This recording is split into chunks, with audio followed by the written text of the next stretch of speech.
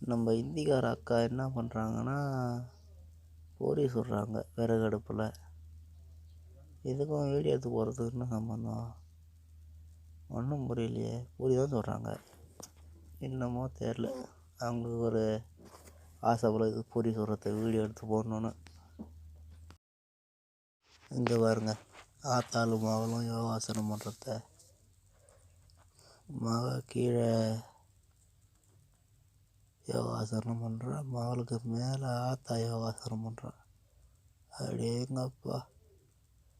ஆனால் எனக்கு ஒரு டவுட்டு, ஆத்தா யோகாசனம் பண்ணி அம்மா பெருசாக இருக்கிறாயான்னு தெரில.